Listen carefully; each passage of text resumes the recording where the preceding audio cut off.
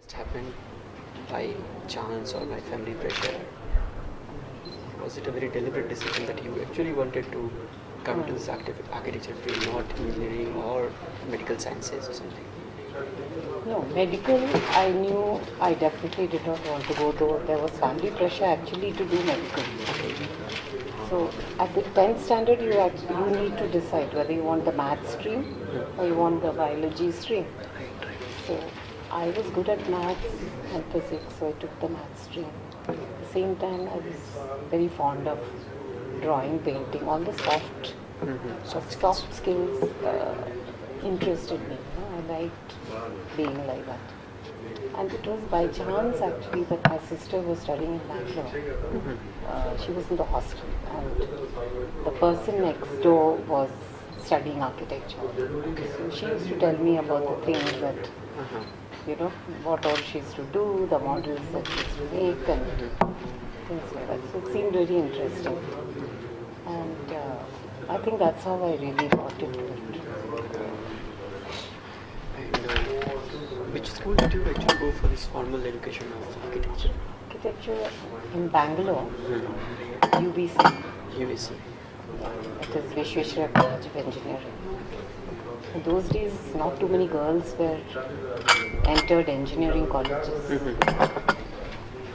But in our class, we were about 10 of us, 10 girls, out of 25. Out of it? Yeah, which is a good number. Close to 50%. Which is a good number.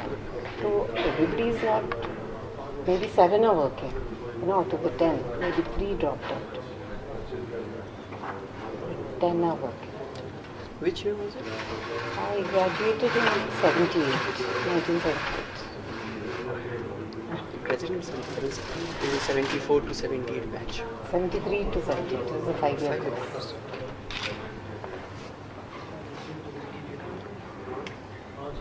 And post-graduation.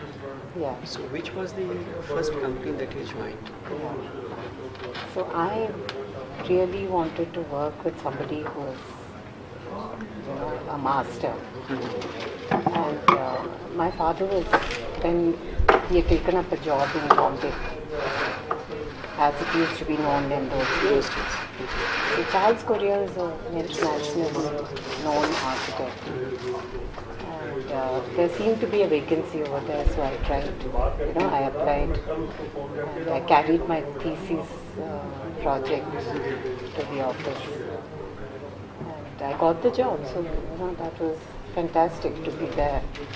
And I worked there for about 3.5 years. And then I thought, I needed to be in a smaller firm, get more. Try to do things differently, so I moved. For a year I worked with Razdan, and then my parents had to build a house in Bangalore. So I thought I should take it up. You're the in-house designer. Yeah. So I moved to Bangalore for that reason, and I built the house for them. And I also, worked with another well-known architect in Bangalore, Venkatraman Associates. I worked with them. And that was another 3.5 years. My life seems to be brackets of 3.5 years. So, how was it actually working with the legendary Charles Courier? And if you could actually share some anecdotes from your experiences. It was really a long time back. It was 1980. Well, I must say that, the office was very charged. And after 5 o'clock, things would settle down a little, and then the talk in the office would be about all general things, what is happening in the city, or architecture in general. You found people were generally very motivated and interested in subjects other than just doing your office work. So your mind just opens up. Architects from abroad would and Charles would always be very particular. We all get to meet the architect. So we had people like Charles Jenks, one of the for postmodern architects. He had visited. Moshe Safdie was another architect who visited. I missed Buckminster 1 month. Yes. No, but I had not joined. I think Buckminster Fuller had given the master plan for the Delhi airport, and Charles was doing the airport at that time. So he had visited at that time. So we would go for seminars. That's how my interest, I think, in architecture in general came about. There were books in the office. Discussions on, architects would take place. We even would visit other architects as a group. I remember going to Uttam Jain's office. Okay. All of us going there. And, Charles would say, "Yeah, we should have these visits where there is an exchange of ideas." So how do you describe the legendary Charles Fourier? How do you like to describe him? How do you like to remember him rather? Very dynamic, extremely dynamic. I mean, when he came, there was, as I said, I mean, I'm repeating myself, the atmosphere was charged. It is that energy, which is there in the room. You can't miss him. He would come in those starched white. He used to wear only white those days. Okay. White safari suit. Later, I think he changed, but those years, there he would be in a white starched safari suit. He would come there, and I mean, you would get overawed. You just couldn't help but get overawed by his sheer presence. And but one thing is, he would talk to everybody. Even the trainee would get attention from him. That was a very good thing. If the trainee was smart, there would be a dialogue, So, and all of us had to make models. We had to work ourselves. It was not that there was such a hierarchy. Everybody would make models of whatever they were doing, whatever projects we were handling, we had to make models. You may take the help of a trainee, but so working three-dimensionally, that was the start of my career. And working three-dimensionally was a very interesting way of working. At the same time, he was very temperamental. He would flare up, he would get angry. All that was also there. He was like that. So you would later, then you would realize, a man could just flare up and then afterwards 5 minutes come back and say, sober down. So, a lot of tension because the way he used to be. I think number of things must be going on in his mind. Exactly, and he was also teaching. He would. I mean, during summer months he would go abroad. Okay. Yeah. So what was the first But you get to project? deal with nice, interesting projects. I had worked on, there was a shopping complex in Kerala. Since I came from Kerala, I got these projects, the Kerala projects. Okay. So I was handling a township called Malabar Cements. I was doing that. Then a shopping complex, Palayam shopping complex it used to be called. That was in Trivandrum, which did not take off. Okay. But the Malabar Cements township, that was, I even went for a site visit, couple of site visits and things like that. So what were your learnings from this first project? Then that was a housing project. The Malabar Cements one? Yeah, that was housing. So please have. Sure. Bridge across the street, some of them. So the kind of spaces that got generated, they're very interesting spaces, And though the houses were not very large, I mean there was space for you had space for children to play. All that was there. There was a community center which we had to design. So it was basically articulation of space, and then use of local materials, which today we talk about green buildings and using local materials. All those buildings are tile roofs. Okay. This was like 1980, 79, 80. But it was really local architecture and built in the local style. So, you had wooden rafters, wooden and Mangalore tiles. So how much of your formal education was actually translated into this project? Very little, I must say. Formal. You actually learn after the formal. Yeah. I think for me the working years were far more important than the formal education. Thank you. I'll take, you take. Please take. Please. I'll take. Huh? You take, madam. The cookies are quite nice. I'll try that. You were new to this entire project that time. And so there must have been some hiccups, some challenges and all. So what is the challenge you faced while, working on this Malabar Cements project? Challenges were, the system, the structural system was all wood.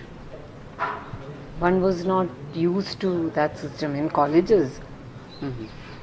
The training in college is very little, You're just doing your. We used to work with RCC and simpler construction. Yeah. Whereas here the detailing is quite different. So learning about those things was quite completely new. Then after this I started working on other projects, like we were doing 2 hotels, Siddharth Goa and there was a hotel in Port Blair, the Andamans hotel, where we also did the interiors. Both the hotels, the interiors was done in-house. So that's how I got interested in interiors, working in interiors, So now, madam, you are, you have worked with corporates like Sony, Marico. You have, NGOs with like Bill and Melinda Gates Foundation.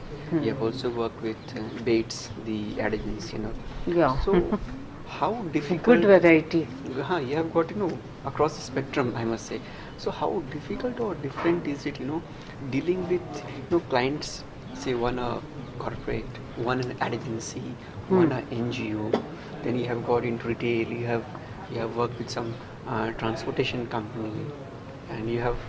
So how different or difficult is it actually, aligning your philosophy and working with them? Each client is different,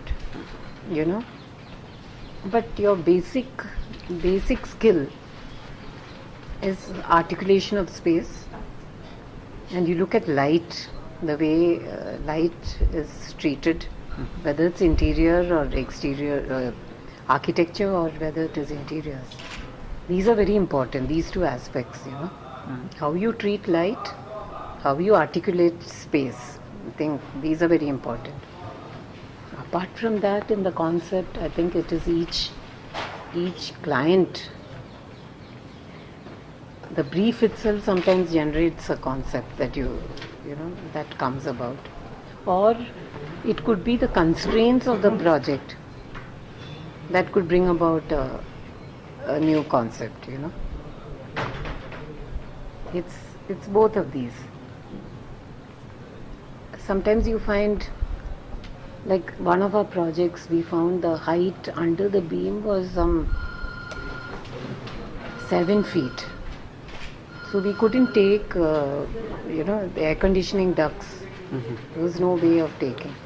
So we decided we'll expose these ducts, and we brought them as chutes from the main duct between the beams so that the height is not affected, and we put the workstation right over there. Okay. So over the table we got the air conditioning duct, so that It doesn't affect the headroom. So there are, and that becomes like an architectural feature, you know. So there are different ways of. So which project was this where we had This discussed? was for Tata's. We have done Advanced systems? Tata Advanced Systems. Yeah. So you've done your homework, huh?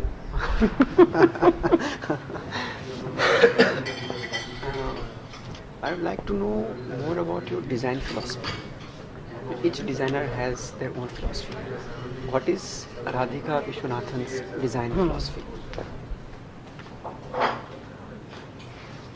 To me, space, as I said before, again, I'm saying the same thing, space and light, I think are very, very important. So, the way one organizes and, I like open space to come in. So, there has to be some amount of open space generated in, if it's a building, then there will be some open space created in some form, whether it's a courtyard or, a veranda or balcony or whatever it is. That will definitely come about. Because I like to be surrounded by greenery, so that has to be there. And that's also a source of light to come in.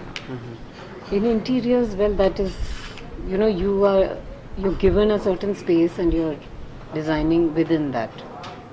In fact, one of our projects that early in the, I think this was in 99 or something, we had done about 15 years ago. We had done an office for Usha Martin Infotech. So there was a basement. That was a building with 3 floors.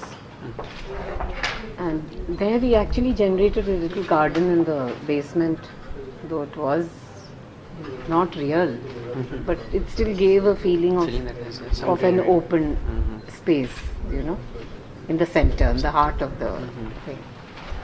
So if possible, one would like to do that, but with high cost of real estate, it's not possible. It's always considered as waste of space. Then I like to use different materials. As far as possible, I like to experiment using new materials. I like to be modern. I think that's what I like to do. I like to use something new has come. I like to use that. Yeah, I like to use new materials. So who do you and look nice light fixtures. I like Okay, to. light fixes.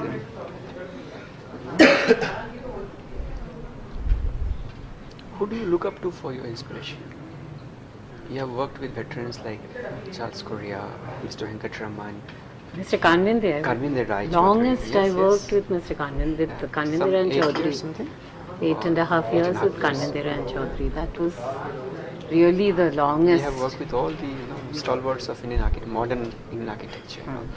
So who do you look up to So for each inspiration? one gave me different. I took different things from different people. If you could I actually think. be specific, then it would be a good So Charles read. Correa, early years, Yeah. just started. So it was really, I would say, the formative years. And then going to Venkatramanan, I got to do a lot of independent work.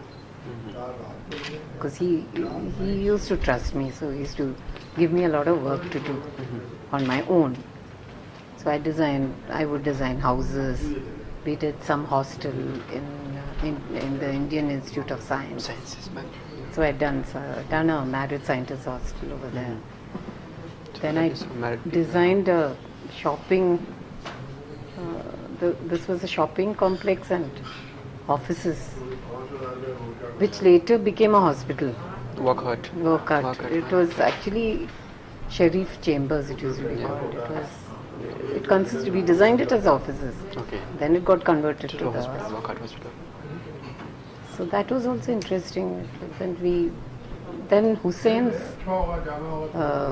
house came over. So I started working on that, but then I left for Delhi, so I couldn't complete. House would be M.F. Hussein's house? Or? Yeah, M.F. Hussein's house. It was later done by them.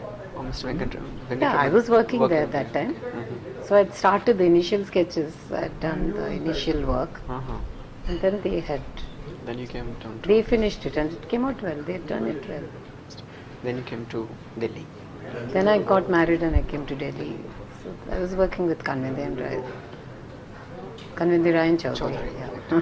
So, I worked with both Mr. Kanvindi and Mr. Chaudhary, both. No, here I got to work on large projects, which is very good. National Science Center, you know, the Pragati Pragati Maidan. Then I worked on the Sidco office Sidco office. building. And I also worked on Amul Dairy or something? Amul Dairy. Amul Dairy one. Amul Dairy at Anandalaya School. Yeah. I did all that. Then with Mr. Chaudhary, I even worked on the Goa Medical College. There was a paying wards. A little bit of hospital paying wards we had worked on. Did that. So there was variety. And huge projects. It was what, 5 lakh square feet.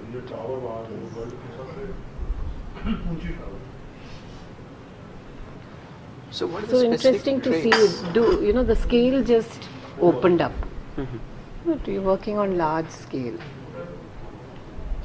Then I thought I should work on my own. Again, here my father-in-law's house had to be built up, you know, where we stay.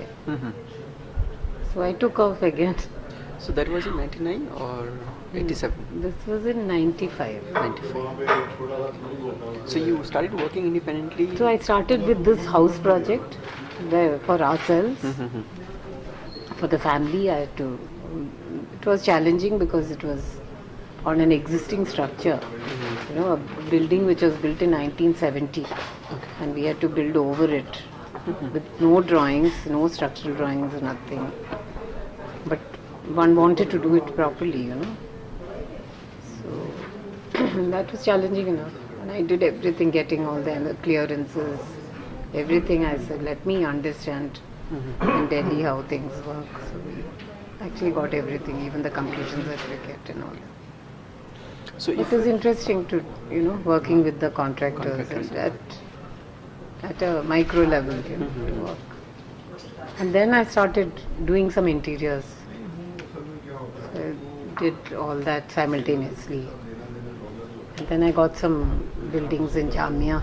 yeah, you I have done started. number of So work in there Jamia. I've done a number. Number of So work one in after the other, yeah. I started getting work over there.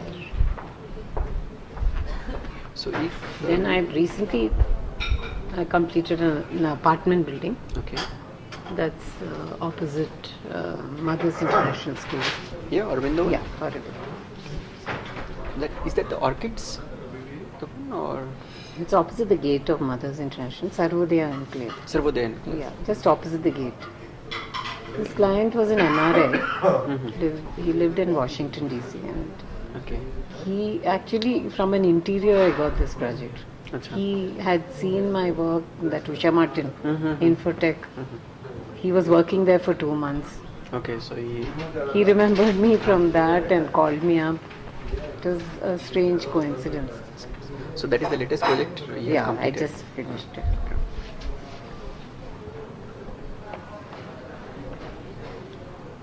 So if I were to ask you, what are the specific traits from each of these stalwarts that you have worked with, that you have picked up, and whenever given a chance you try to implement them in the independent projects that you are working on? If I were to start from Mr. Korea to Mr. Venkataraman to Kanvindi Rai Chaudhary, what are the specific traits that you have picked up? I think from Charles Korea it would be color. I'm very fond of bright colors. I still, in all my interiors, you will see some amount of, they will be colorful, you know. I think the use of color I sort of picked up. I imbibed from there. I'm never hesitant to use Bright colours. bright color, you know. I like it, in fact. I'm very, very, very fond of that. What would I have picked up?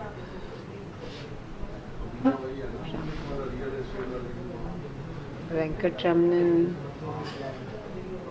Well, the use of materials like, stone and brick, because we had done a lovely house, all out of stone, you know. So use of local materials, that is interesting. So I think I picked up that from there. And here I think it's the sheer scale, working with scale and coordination. More of the coordination I picked up from here, You coordinate all the services. And Mr. Chaudhary used to be very, very particular about making sure all the services worked, in the building. So that interest came from Kanvandiya and Chaudhary, I would say.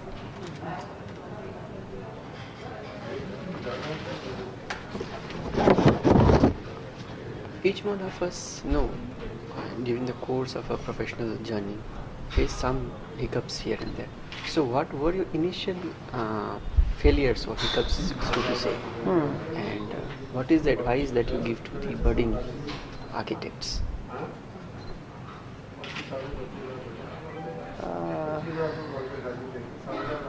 Hiccups when you're on your own, there are times when work doesn't just come in. So that is and I've never advertised myself, In the early years there was nothing like website or anything, There was no way of... Actually, self-promotion, self-brand. And that I was very bad at self-promotion at all, Quite bad at that. So I think that I don't think the youngsters anyway, they are quite good at networking and promoting themselves. These were not skills that one picked up in in those years, in our years. And I think wherever I worked, work used to come in. Like both Korea and Kanvandiya, they had a lot of government projects, and the work would come in. I thought that is the way, work will come in very easily, but you have to work at it. I realize now that it's not that easy, and you have to work towards it. And I like to do everything myself, so maybe a little more delegation of work is required. Maybe that could have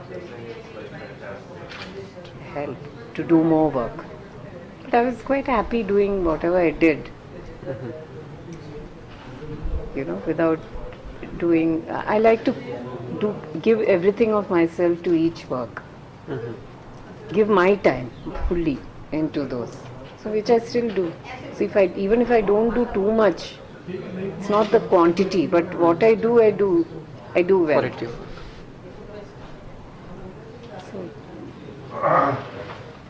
So I thought I was quite happy, and also I had other commitments at home. My in-laws were there, and my child was growing up. I wanted to be closer to the house those years, so it seemed okay. So though maybe I would have liked to do some more work.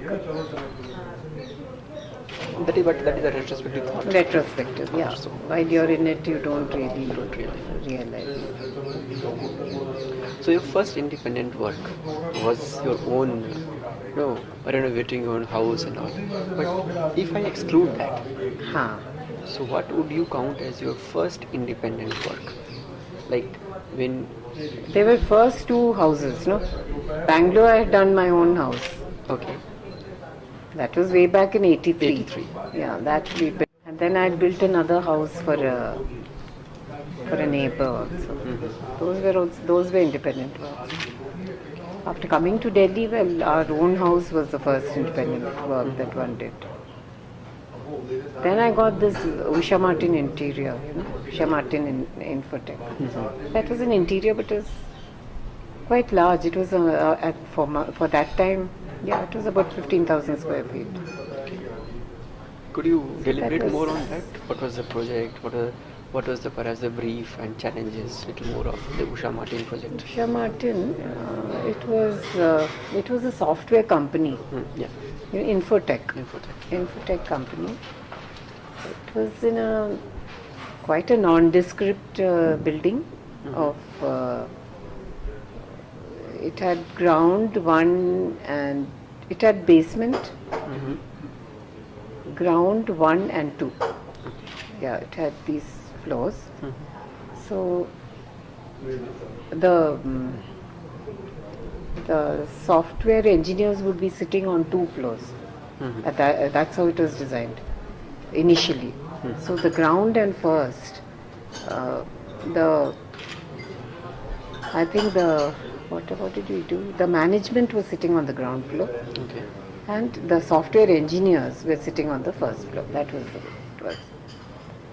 So we developed a concept of, we just broke a slab and got a spiral staircase to connect the ground and the first.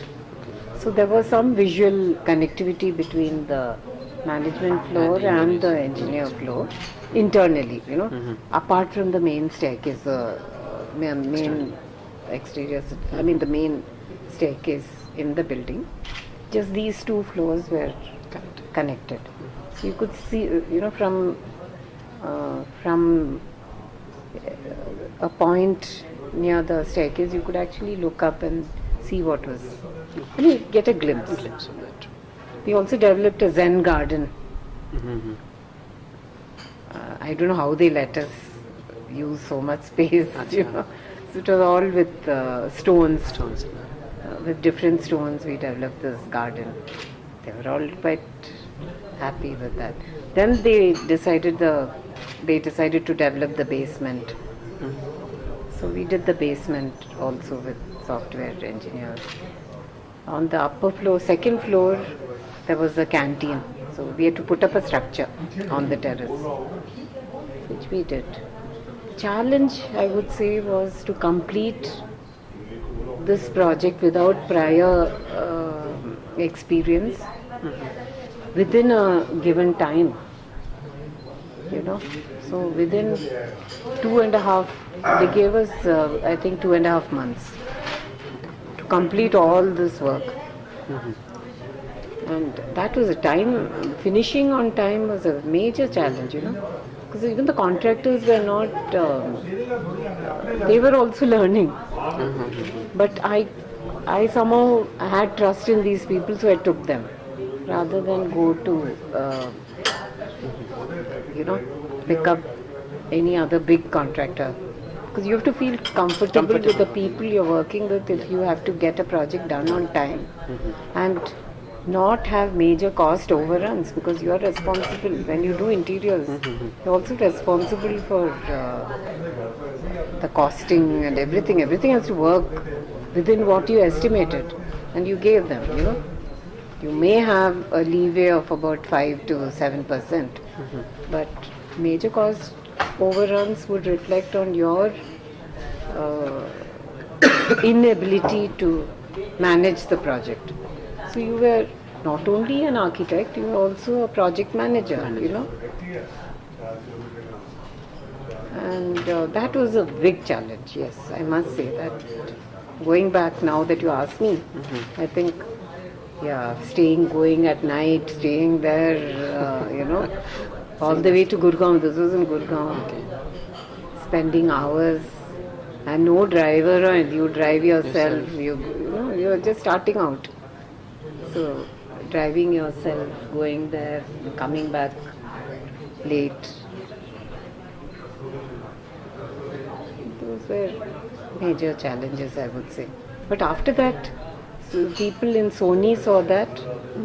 No, then we did, they took up another project for Samsung. Usha Martin did that.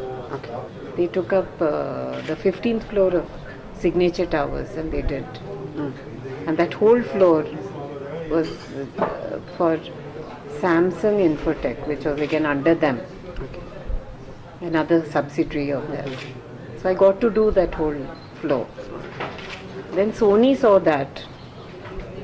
And then I got to do their corporate office at Mathura Road. So it was actually one after another. One after another.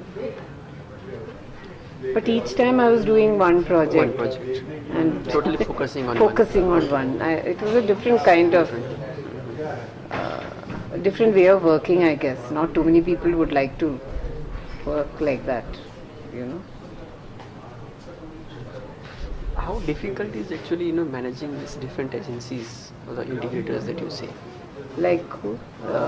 Like very Contractors. Contractors. Maybe one is the electrical one maybe the plumbing one is the other. So how difficult is actually managing them and bringing them? We have an excellent team who we have built over the years. You know, a lot of teamwork is very, very important. So electricals is taken care of by an electrical consultant. In the interiors, I have a good electrical consultant who takes care of my work. And contractors, I generally like to work with people whom I have nurtured over the years. You know, who work closely. Who, with a phone call, you can just describe, ye aise karo, they would do it like that, you know. They understand. Because they have also done work with you. So they know what kind of a detail to follow. And so that works very well. I didn't want to do turnkey ever because somehow I felt that's too much. You know, post construction, there's a lot that is a client will demand. If something is, even for a small thing, they will call you up, you know. So I didn't want to get into that. So I did only consultancy. So over the last 4 decades, from 73 to 2015. 73, I've entered college. Yeah. So from that time till today, you have actually been in this field of design, architecture, interiors. Yeah. So over these 4 decades, or let me cut it to 3.5 decades, since after you started working, how has this design field evolved?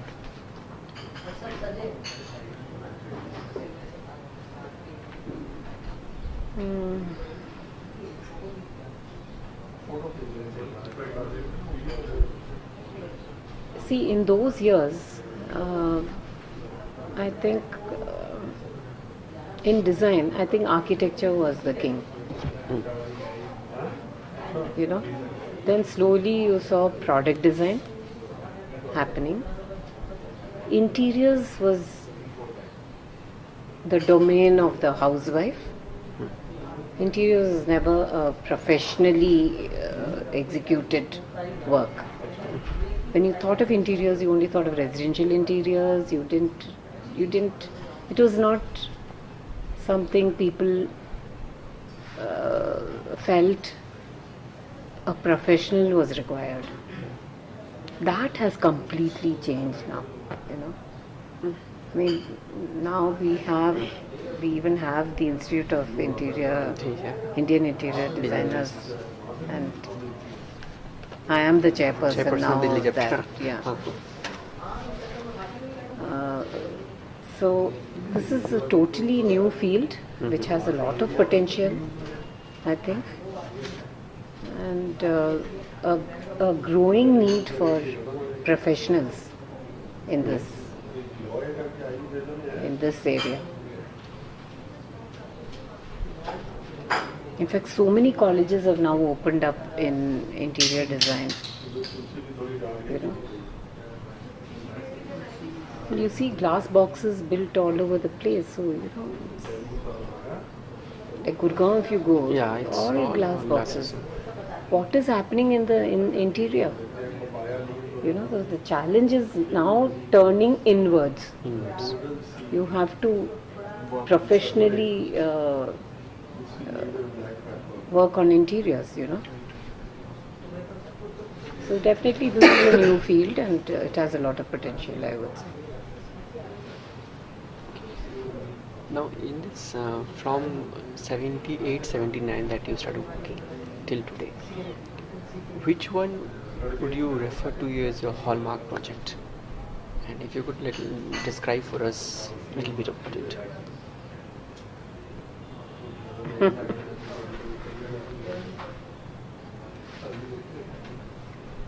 What do I like best, is it? Your amongst your number of projects that you have done.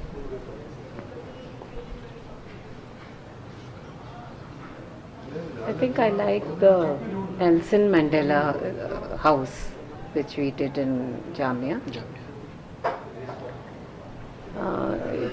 It was strange because it was a club, designed as a club, one single-storied club.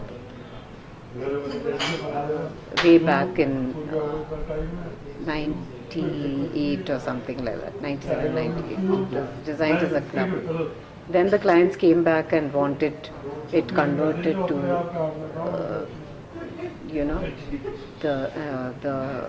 it became the Institute of West Asian Studies. Okay. And we had to build 2 more stories on that. So the way we did it was quite interesting. We had a lot of pergolas and lot of light and shade. It had been designed with a courtyard, and though the scale was not very large, it was an interesting project. Maintained very badly now, but it was a good project.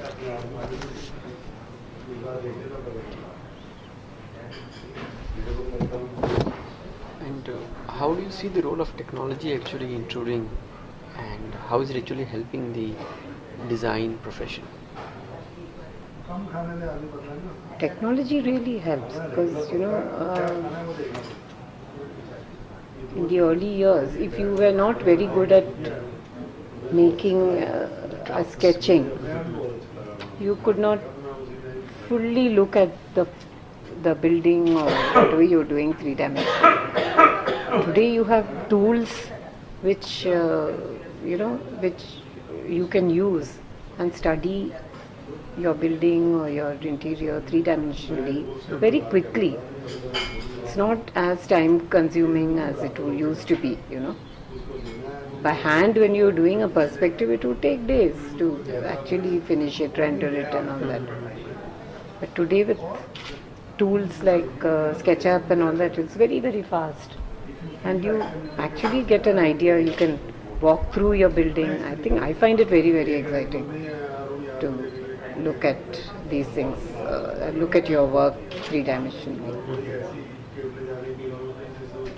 So you have done a number of residential projects, 2 of your own houses and all. If I were to ask a specific question to this magazine, which is kitchen review, so where does kitchen design fit in this entire schema of your design?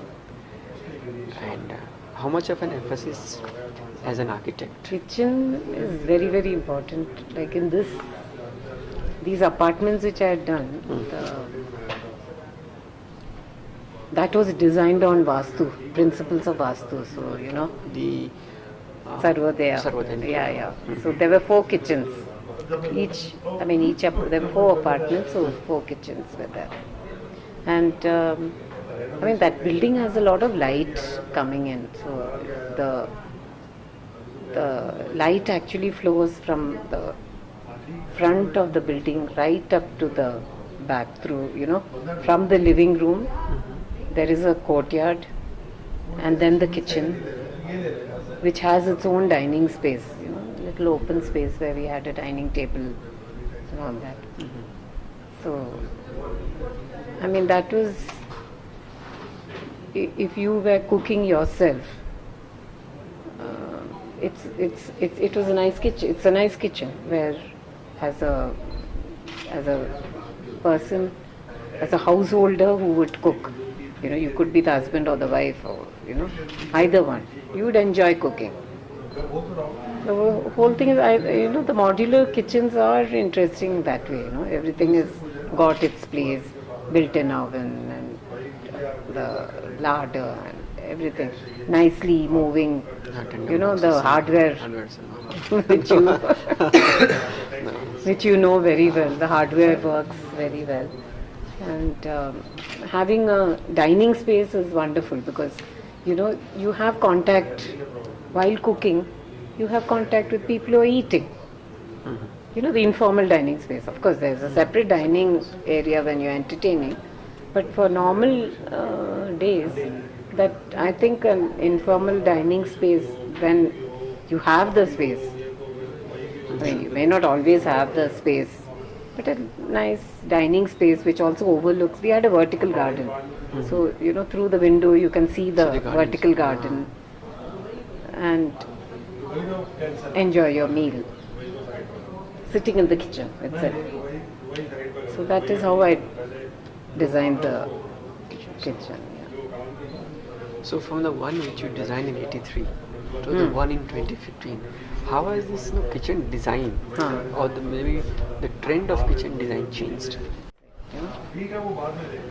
What was the design trend then and what is it? The design trend over there, you won't believe, that is in Bangalore. That was the first house that I did. The whole counter was out of 2-inch granite. Okay. And that we placed over an RCC slab because it had to take the weight. The sink was carved out of granite.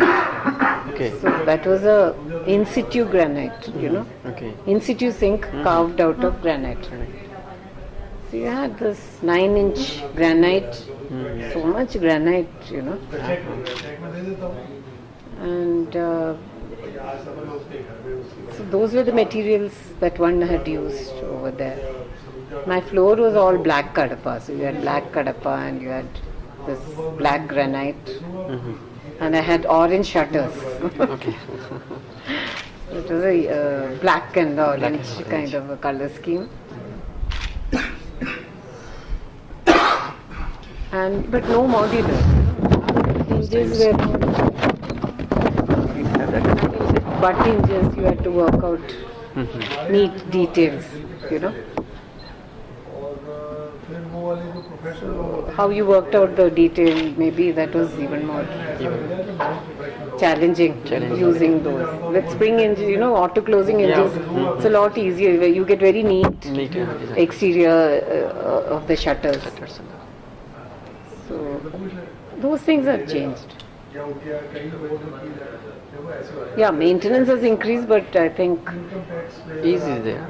Ease of using. Yeah, and then all the soft closing is wonderful. The single touch, how you, all the drawers and all that. So when did you get in this profession of teaching? Teaching, well, I think teaching about, is it 2 years? Been teaching for over 2 years. I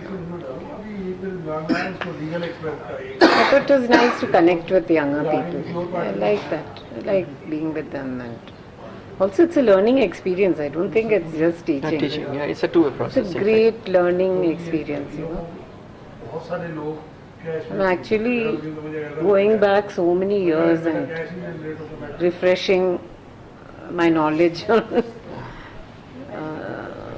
so many aspects. And also you keep up, you're forced to also keep up with what is happening around, which is nice. And the kids are very intelligent, so when they ask questions, you're also thinking. It keeps you alive, I think. So, as the chairperson of IIID Delhi chapter, so what is your focus in terms of creating awareness and role of the continuous education program that we just had? Yeah. So, what role does IIID would like to play in creating awareness regarding design as a profession? See, actually right now, one of the main focus is taking design to the masses. So that has been a big focus.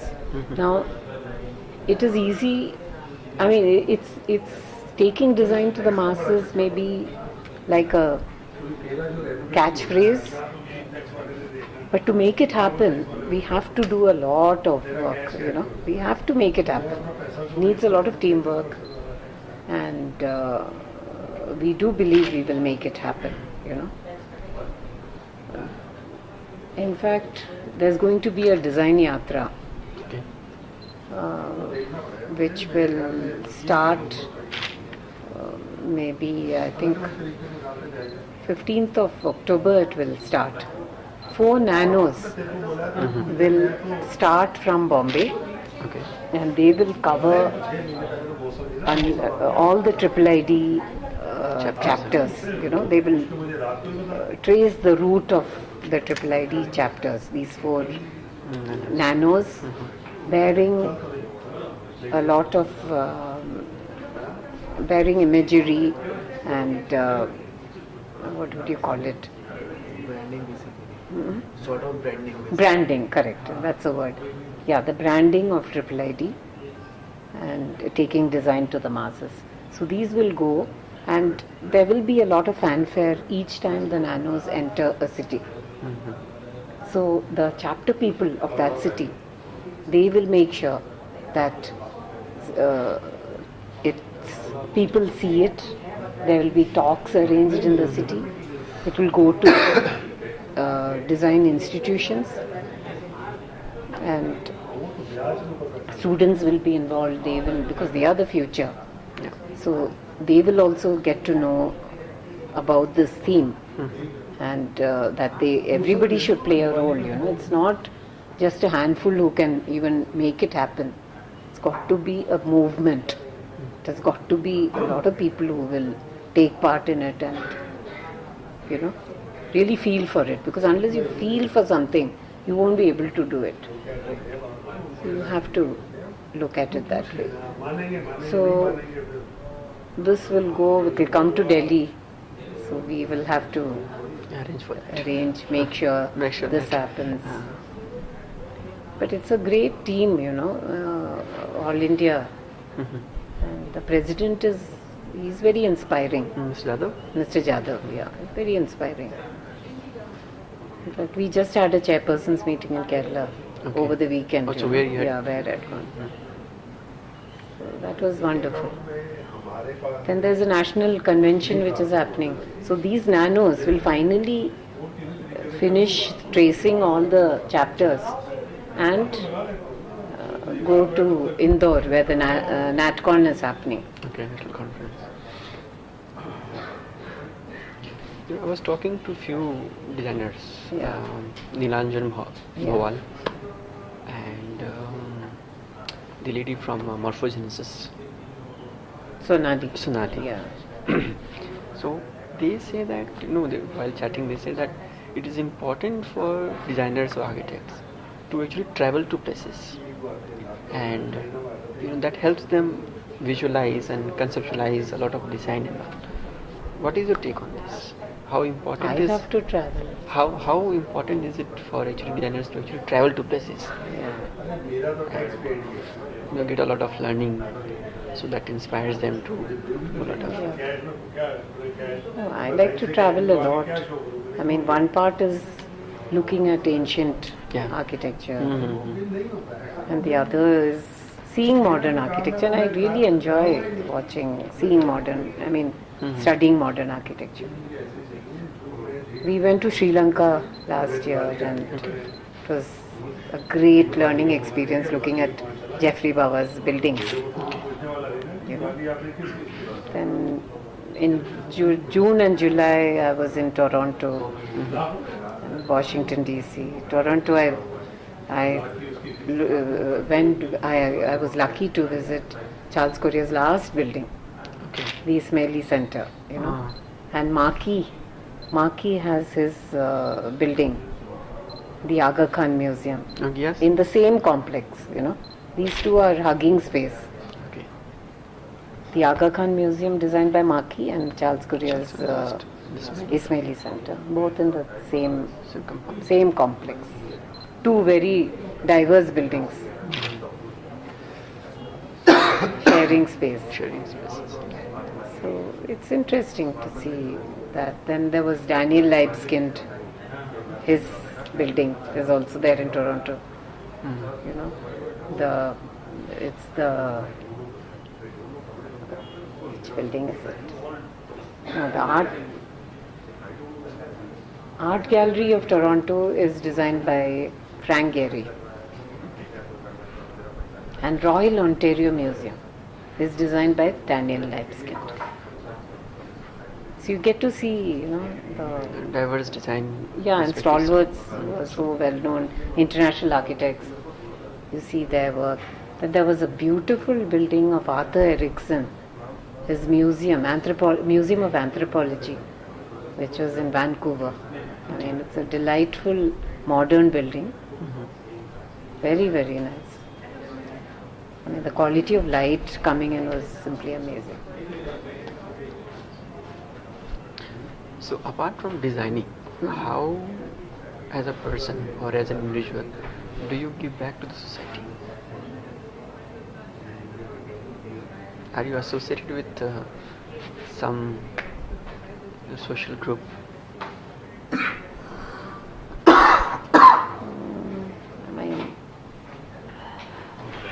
Actually, work and home and everything leaves really no time. For actually. But I think teaching is another way, Yeah. you know, of giving back. Giving back. It's a great way. Great And way. while you're giving back, you're also taking, of course. It is just fun. Sure. We are trying our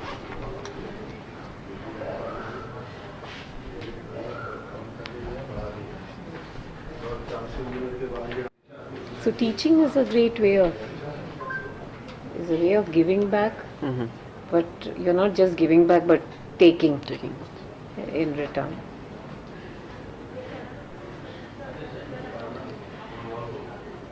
So what would be your management mantra? If that would be my last question for if he has some. Before? You should have, because you are going to transcribe and write the interview. My job is done. So ऐसा नहीं वहाँ जाके बोलना मैंने तो कुछ पूछा ही नहीं था. All is done. Management mantra would be, a happy way would be to delegate, make sure people do their work, and allow some leeway, you know. Don't give people the space to work, you know, even while you delegate, because their inputs, they believe it is theirs, only then they will do their work well. So give them that feeling of ownership. Whatever they are doing, it's theirs, which is what I have always believed. So I think that's something I would like to transfer. You know, I always tell people, it's your work. You have to make sure that you put all your efforts into it. Do you have anything? So Then it is now yours to. I don't know how it went. That's fine, man. Should I read Yes, I will after, in case some Yeah. numbers or something, you know? I will do that.